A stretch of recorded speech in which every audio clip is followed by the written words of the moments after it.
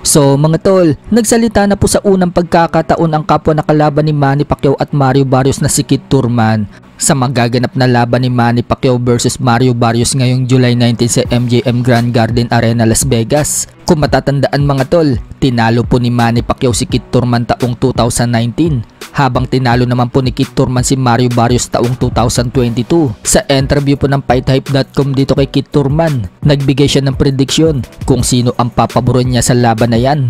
Wika ni Thurman, papabor daw siya slightly dito kay Mario Barrios. Kaya daw niya nasabi yan dahil hindi daw natin alam kung ano daw ang ipapakita ni Manny Pacquiao sa laban.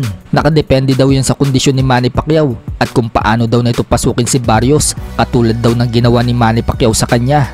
Kapag nakapasok daw si Manny Pacquiao at nakatama kay Barrios, naniniwala daw siya na masasaktan daw ni Manny Pacquiao si Barrios dahil siya nga maraming beses daw niya nasaktan itong si Barrios at maging si Tank Davis nasaktan din daw si Barrios. At ang huling nakalaban ni Barrios na si Abel Ramos, nasaktan din daw nito si Barrios. So kapag nagawa din daw yan ni Manny Pacquiao mga tol, yan daw ang magiging isang pabor kay Pacquiao. Hindi daw mahirap hulihin itong si Barrios. Pero noong makalaban daw niya si Barrios kahit na natalo daw niya ito, may isang suntok daw si Barrios na napakaganda na dapat ingatan ni Manny Pacquiao.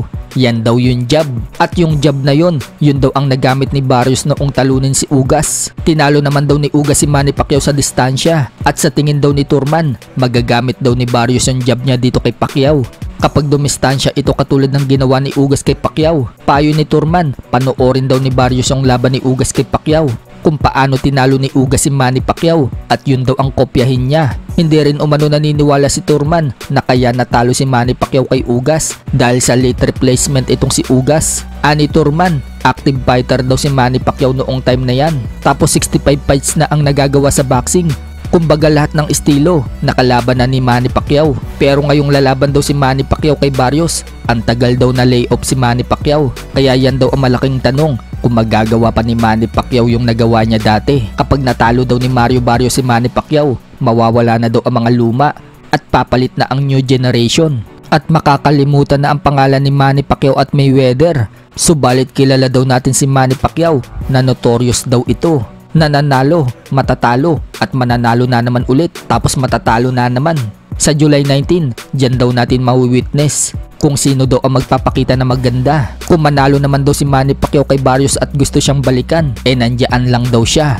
Pero hindi daw niya alam kung gusto pa daw siya makalaban ni Pacquiao. Pinagkumpara naman ni Thurman mga tol ang suntok ni Barrios at suntok ni Manny Pacquiao. Kung si Mario Barrios, jab daw yung sandata nito. Si Manny Pacquiao, nasa kanya na daw lahat. Speed, angle, mixing ng punches. Lahat daw yan na kay Manny Pacquiao na. Nagbubukod tanging si Manny Pacquiao nga lang daw ang nakakalaban niya na ganyan. Kahit nga daw nabablock niya yung hook na suntok ni Pacquiao, may mabilis daw itong kasunod na uppercut na tatama sa kanya. Papasukin ka daw ng papasukin ni Manny Pacquiao at magpapakawala daw ito ng marami. Sabay mag-i-escape sa ibang angle na nakababa. Kaya iba daw talaga ang level ni Manny Pacquiao.